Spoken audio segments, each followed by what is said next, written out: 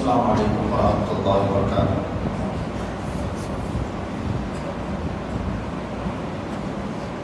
الحمد للہ نحمده ونستعینه ونستغفره ونؤمن به ونتوکل علیہ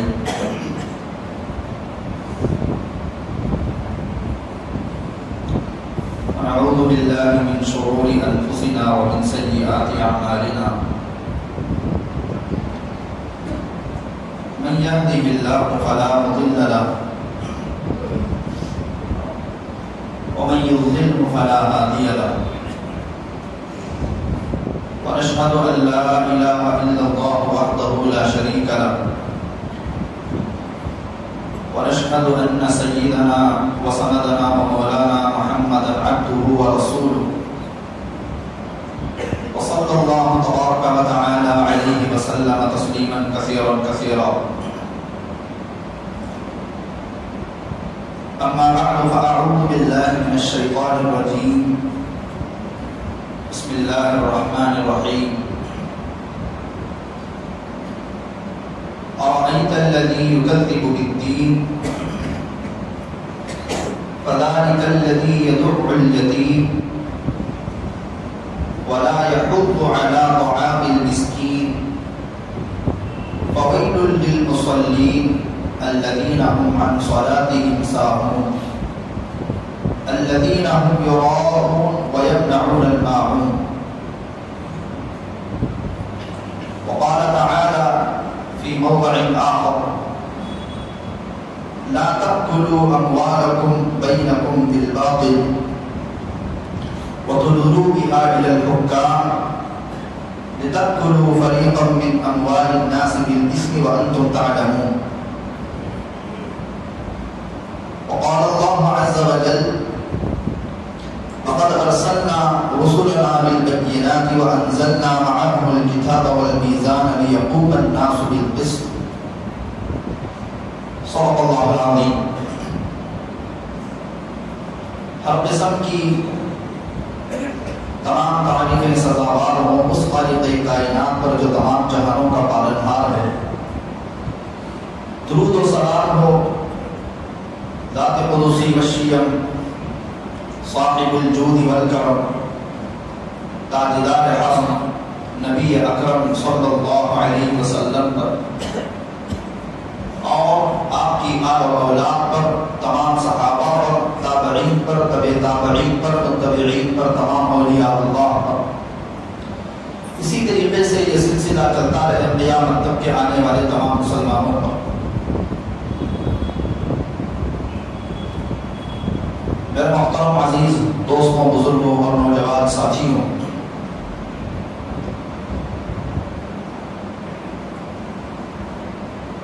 عنوان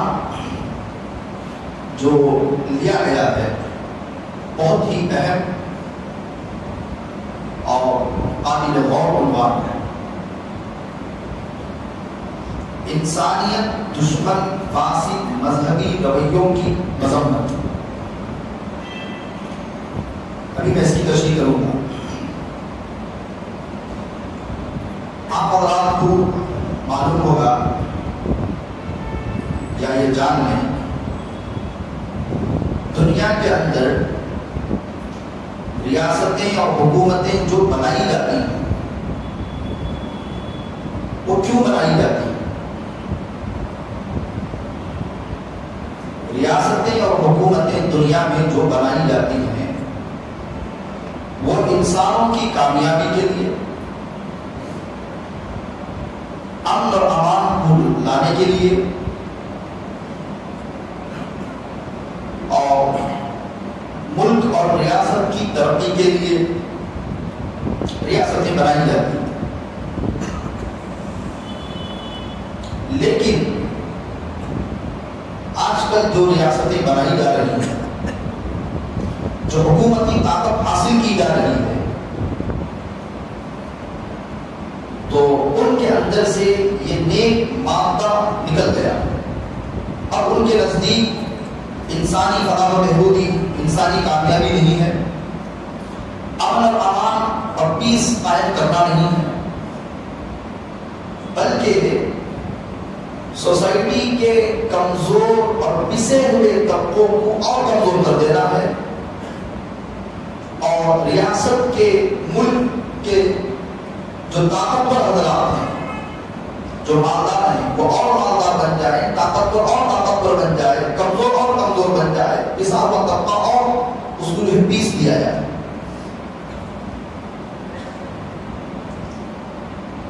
لیکن اسلام نے اسی گندی سیاست کو مٹانے کے لیے، گندی سوچ کو ختم کرنے کے لیے اور ظالم کے ظلم کو روکنے کے لیے، ظالموں کے پنجے اور ان کے شکنجے کسنے کے لیے جو ہے اسلام آیا، اور امن اور امان اور سلامتی کا پیغام اسلام لے کر کے آیا ہے۔ حضرات انبیاء کرام علیہم الصلوۃ والتسلیم جو دنیا میں آتے تھے، وہ صرف خدا کے دین کو پہنچانے کے لیے نہیں آتے تھے، وہ اس کے ساتھ ساتھ انسانوں پر، سوسائٹی پر جو ظلم ہو رہا ہے، جو ظالم حکمران بیٹھے ہوئے ہیں، تو ظالموں کے ظلم سے مظلوموں کو پناہ کے لیے بھی انبیاء کرام علیہم الصلوۃ والتسلیم دنیا میں تشریف لاتے تھے۔ پچھلی تاریخ کا آپ مطالعہ کریں کہ حضرت موسیٰ علیہ السلام نے بنی اسرائیل کو فرعون کے ظلم سے نجات دلایا، حالانکہ ریاست قائم کرنا، حکومت قائم کرنا یہ لوگوں کو امن اور امان اور سکون دلانے کے لیے تھا، لیکن فرعون نے اپنی ریاستی طاقت کو مذہب کی آڑ میں پرو کر کے بنی اسرائیل پر ظلم کرنا شروع کر دیا۔ ابھی ریاستی جو طاقتیں ہیں، ملکی جو طاقتیں ہیں، وہ مذہب کا لباس اوڑھ کر کے کمزوروں پر ظلم کرنے کے لیے نہیں ہیں، اور بھی تو کام ہیں ملک کے،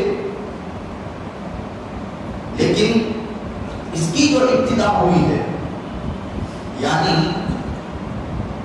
ریاستی طاقت، ریاستی حکومت کی طاقت کو جو ہے مذہب کے لباس میں اوڑھ کر کے کمزوروں پر ظلم کرنا، یہ حضرت نوح علیہ السلام کے زمانے سے شروع ہوا۔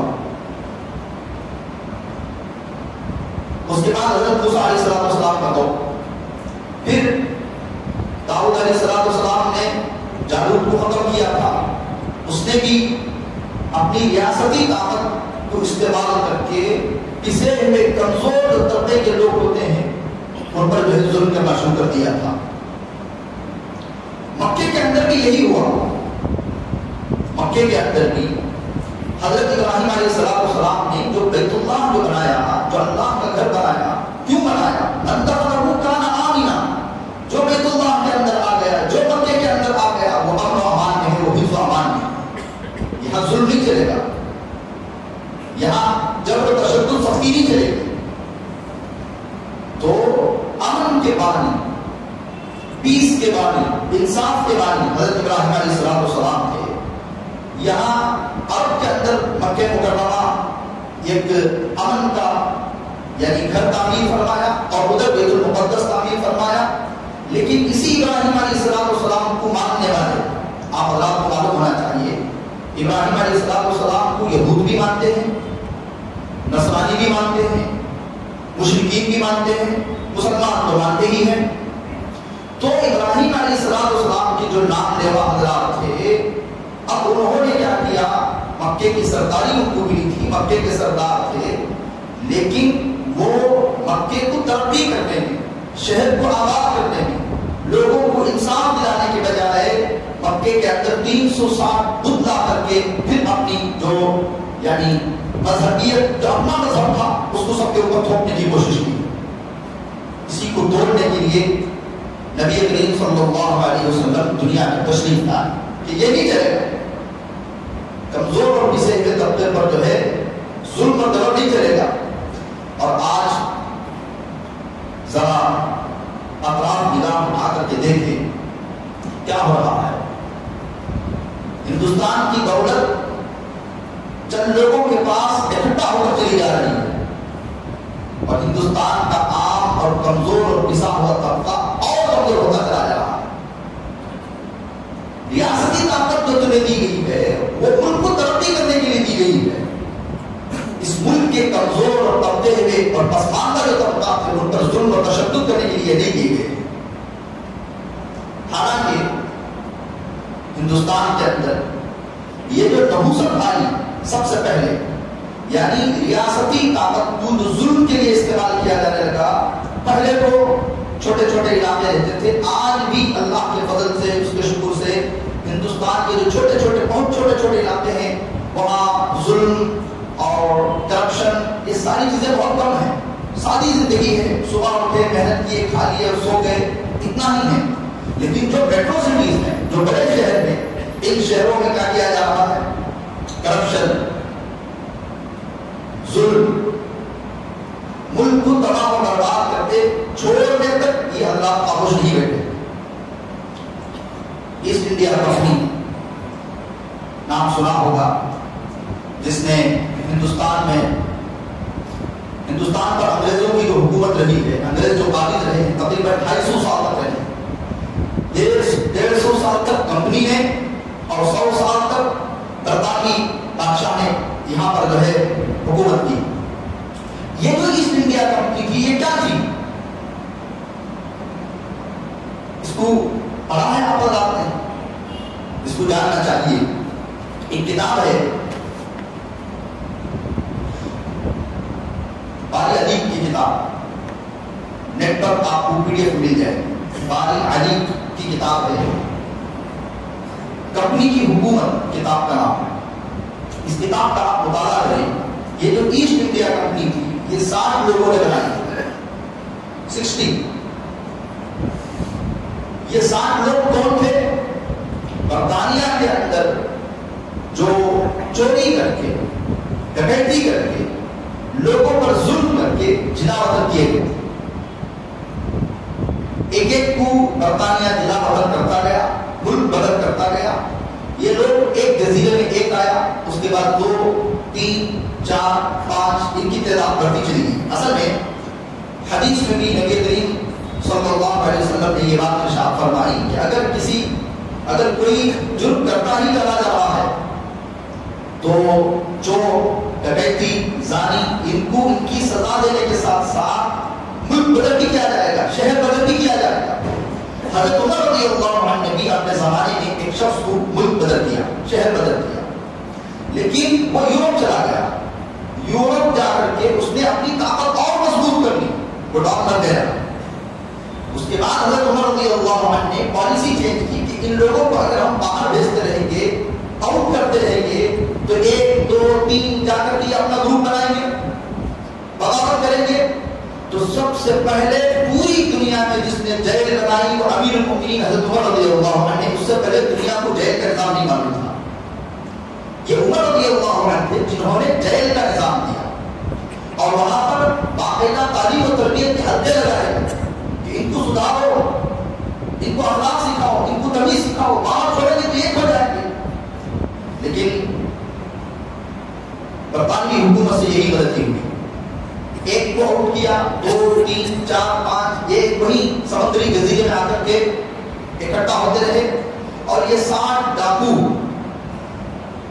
ان کی کتابوں میں لکھا ہے 60 ڈاکو اب سمندری لٹیرے بن گئے. اب تھے وہاں پر زمین کے لٹیرے برطانیہ میں, لندن میں. اس کے بعد یہ سمندری لٹیرے بن گئے. اب ظاہر بات ہے سمندر میں لوٹتے رہیں گے تو جو لوٹا ہوا مال ہے وہ بیچنا بھی تو چاہیے. لوٹ کے کیا کر لیں گے جزیرے طرف کر کے. اب یہ لوگ دور دراز کے جو بندرگاہیں ہیں, جو پورٹ ہوتے ہیں, ہاربر جسے کہتے ہیں, وہاں پر اترتے اور ملک کے اندر جانے کی, شہر کے اندر جانے کی اجازت مانگتے تجارت کرنے کے لیے. لیکن اس دور میں قوانین بڑے مضبوط تھے, لائسنس دکھانا پڑتا تھا کہ تم کون سے ملک سے ہو اور تمہارے پاس تجارتی لائسنس ہے یا نہیں. اب یہ لوگ پھنس گئے. اب انہوں نے کیا کیا, برطانیہ کی عدالت میں ایک درخواست پیش کی کہ ہمیں تجارتی لائسنس دے دیا جائے. ٹھیک ہے, ہمیں آپ نے بدل کر دیا, ہم جینا کیسے چلائیں گے, ہم کھائیں گے کیسے, ہم پیئیں گے کیسے. تو برطانیہ کی عدالت نے تحقیقات کی ان لوگوں کے بارے میں, تو معلوم ہوا کہ یہ تو 60 لٹیرے ہیں جن کو برطانیہ نے بھگایا ہے. تو وہ بل مسترد کر دی, رد کر دی. لیکن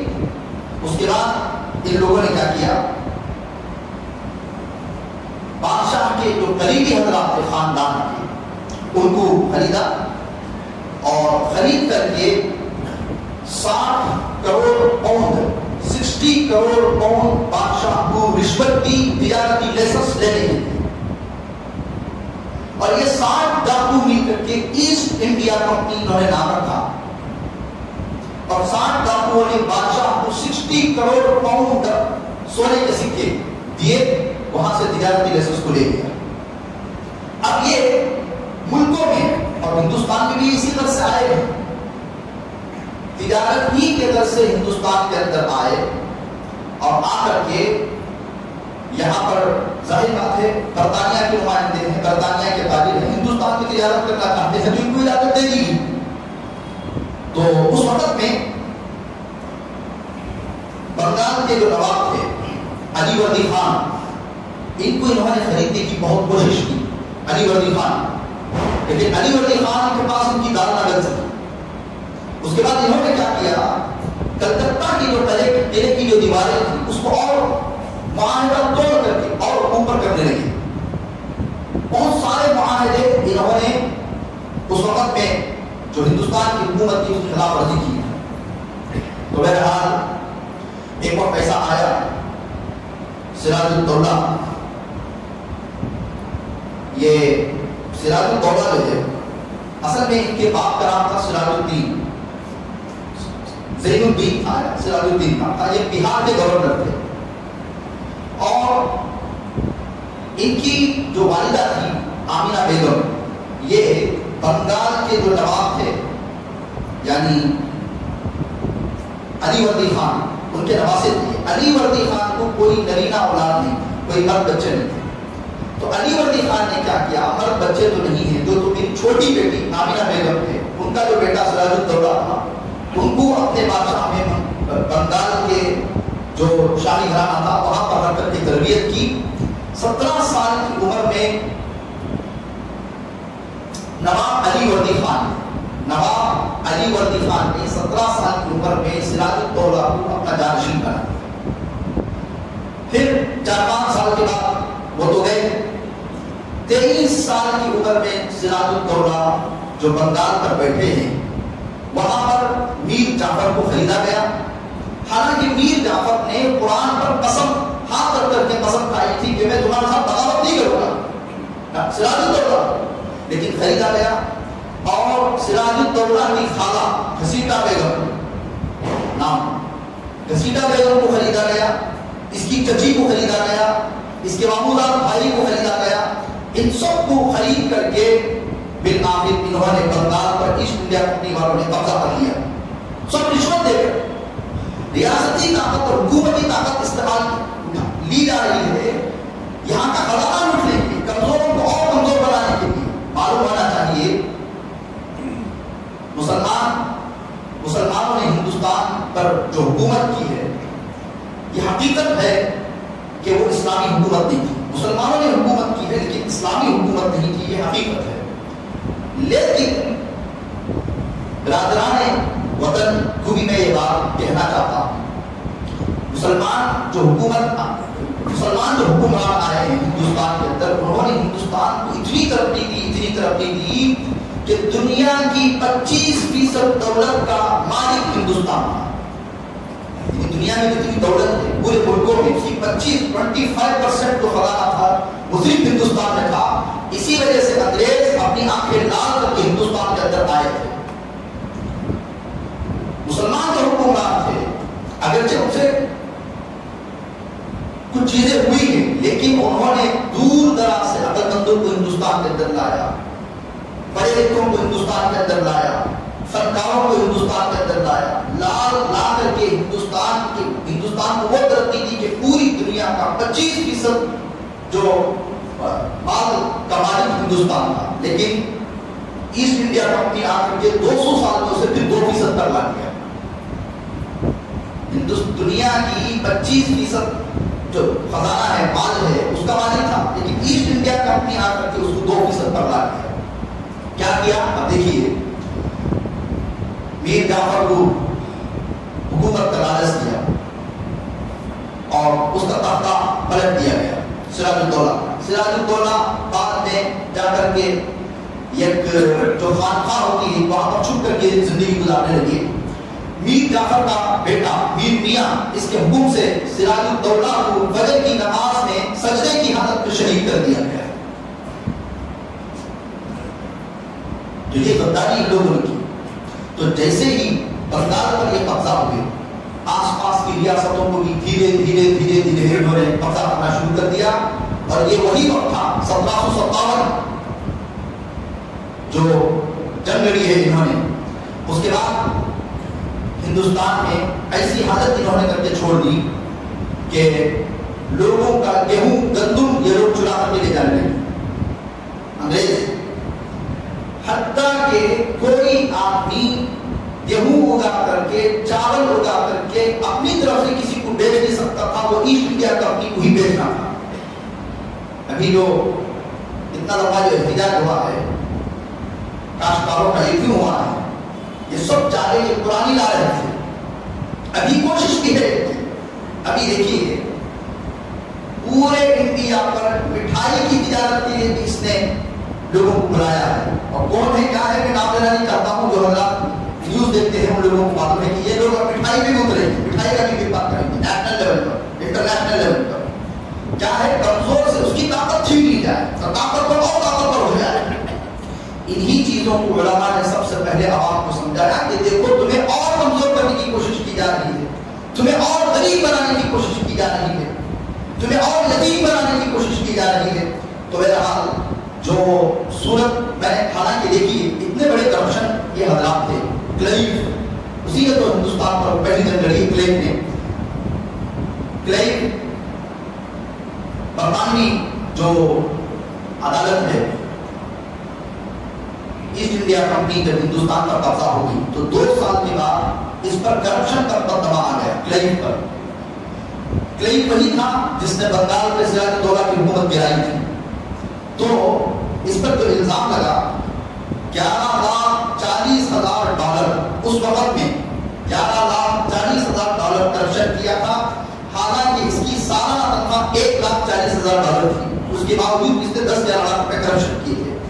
اور برطانوی حکومت نے ہندوستان کے اندر ایسٹ انڈیا کمپنی کے پہلے گورنر کو کرپٹ قرار دے دیا اور اس وقت میں اسے سزائیں بہت ہو چکی تھی.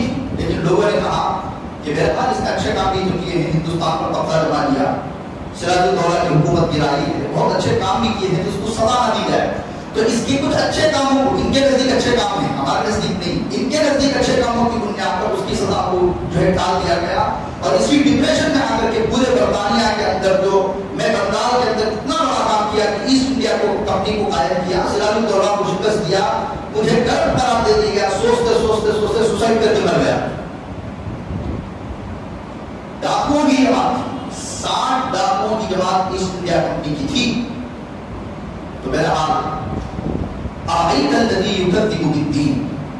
اب قرآن اب دیکھیے میں نے غالباً سورہ کافرون کا بھی ایک سورہ کافرون پر بھی تفسیر میں نے آپ کے سامنے کی. اصل میں جو آخری کی جو چھوٹی چھوٹی صورتیں ہیں یہ چھوٹی چھوٹی صورتیں ہیں لیکن اس میں بڑے بڑے مضامین ہیں. ہم لوگ جو نماز میں پڑھتے ہیں اسی وجہ سے میں کہتا ہوں ترجمہ پڑھیے, تفسیر پڑھیے, اس کو سمجھنے کی کوشش کیجیے کہ کس پس منظر میں یہ کہا گیا ہے. اللہ نے فرمایا آئی کا, کیا آپ نے نہیں دیکھا؟ اس کے اولین مخاطب حضرت محمد صلی اللہ علیہ وسلم ہے, آپ نے ہم سب کی. آئی کا یا محمد, مفسرین لکھتے ہیں آئی کا یا محمد, اے محمد کیا آپ نے نہیں دیکھا؟ کیا نہیں دیکھا؟ الذی ان لوگوں کو ترجمہ کون سے سنے آئی کا, اے محمد کیا آپ نے نہیں دیکھا الذی ان لوگوں کو یکذب بالدین جو انصاف کو جھٹلانے والے ہیں. اب دیکھیے دین کا جو ترجمہ ہے جو تفسیر ہے ادھر توجہ رکھیے. جزا اور سزا کا دن, آخرت کے دن کو دین کہتے ہیں. قرآن میں 23 یا 24 مقامات پر یہ لفظ آیا ہے الدین.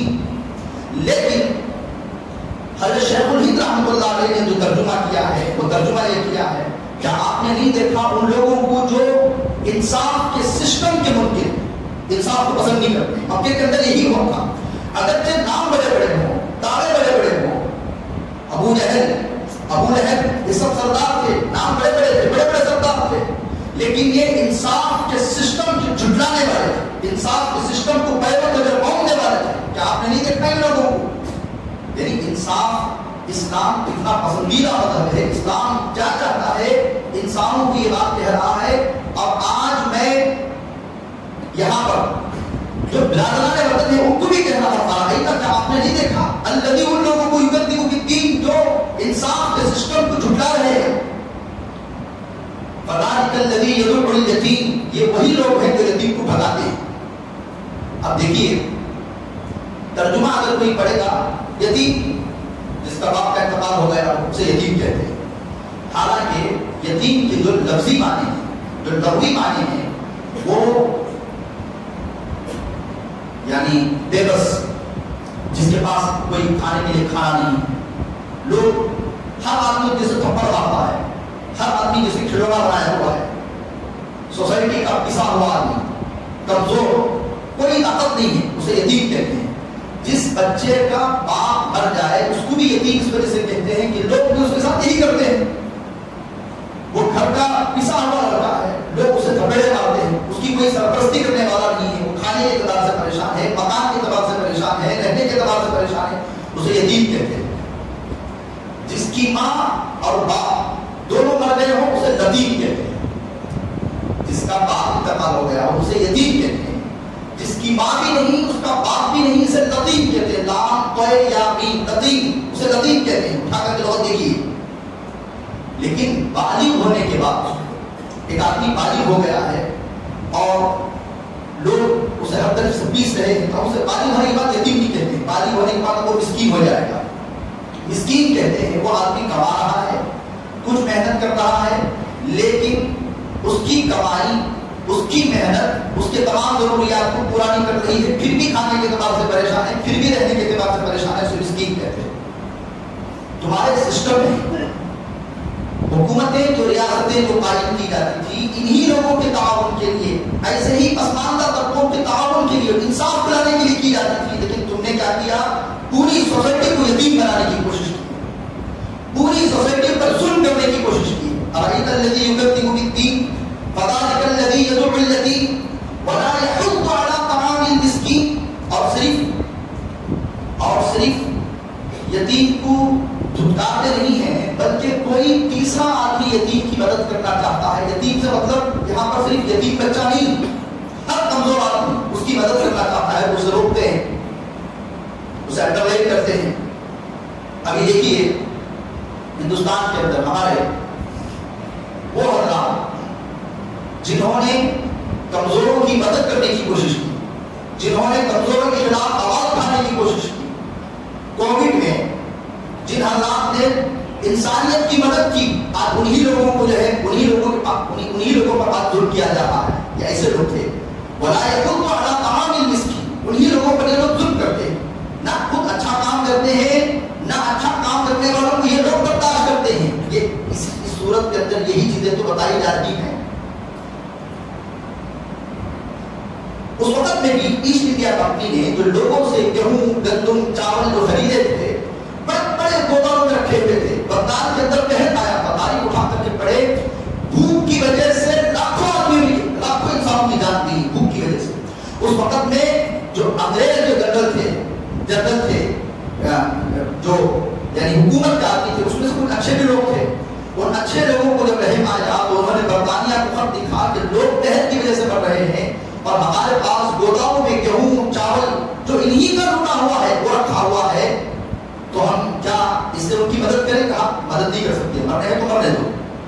یہ جو ریلوے کا نظام جو قائم کیا گیا، یہ ریلوے کا نظام اسی لیے قائم کیا گیا کہ یہاں کے جو کمزور لوگ ہیں، جو ان سے کم داموں میں یہ چیزیں خرید کر کے عالمی منڈی میں، انٹرنیشنل مارکیٹ میں لے جا کر کے اسے بڑی اونچے داموں میں بیچا جا سکے، ٹرانسپورٹ کے لیے ریلوے کا نظام قائم کیا گیا. یہ اس دور کی بات کر رہا ہوں، آج کی نہیں، اس دور میں جو قائم کیا گیا تھا. تو ارأیت الذی یکذب بالدین فذلک الذی یدعو الیتیم ولا یحض علی طعام المسکین.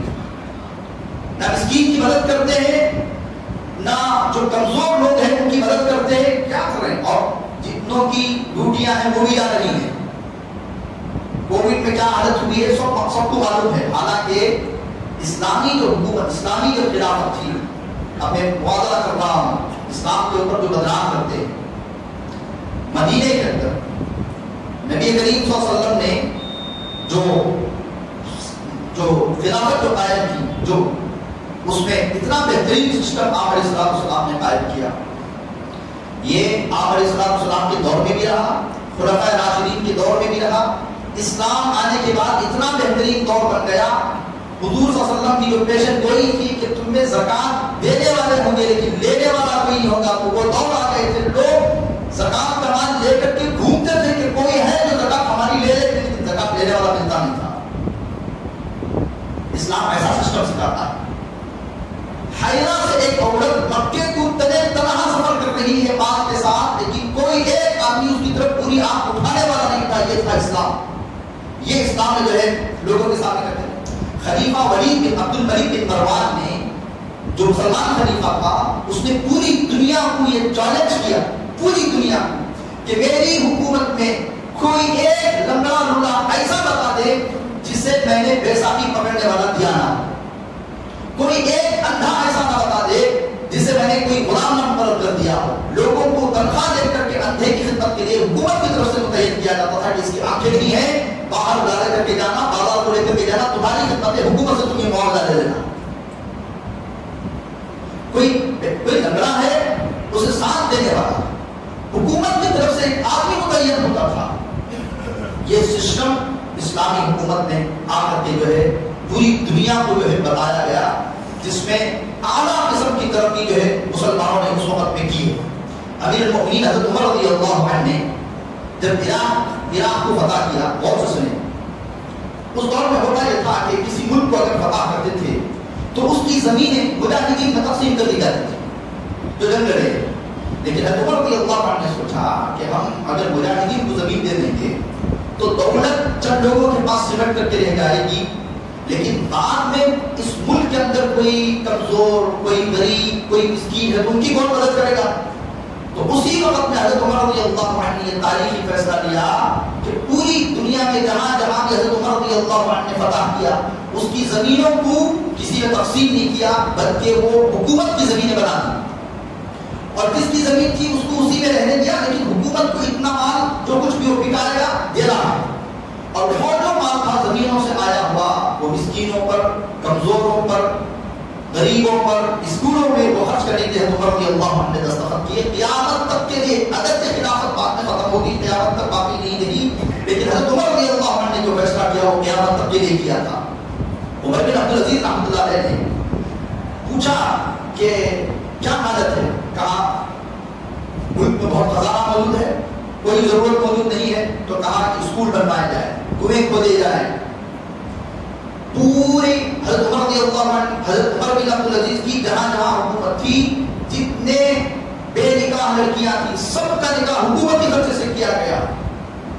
10 شادیاں نہیں جو رسید کی جاتی ہیں، 20 نہیں، جہاں تک خلافت تھی وہاں تک جتنی لڑکیاں بالغ بے نکاح تھی سب کی شادی حکومت کے خرچے سے کی گئی ہے۔ تو بہرحال وَلَا يَحُضُّ عَلَىٰ طَعَامِ الْمِسْكِينِ فَوَيْلٌ لِّلْمُصَلِّينَ، ہلاکت ہے، بربادی ہے وہ نماز پڑھنے والوں کے لیے نہیں۔ یہاں پر منافقین کا تذکرہ ہے۔ مکے کے اندر یہ مکی صورت ہے، مکے میں وہ لوگ اپنے آپ کو ابراہیم علیہ السلام کے ماننے والے کہتے تھے، اور آ کر کے جو ان کی نماز تھی وہ سیٹیاں بجانا تھی، آ کر کے مکے میں سیٹی بجاتے تھے، وہ ان کی نماز تھی، یا تالیاں پیٹتے تھے یا راہوں پر مارتے تھے۔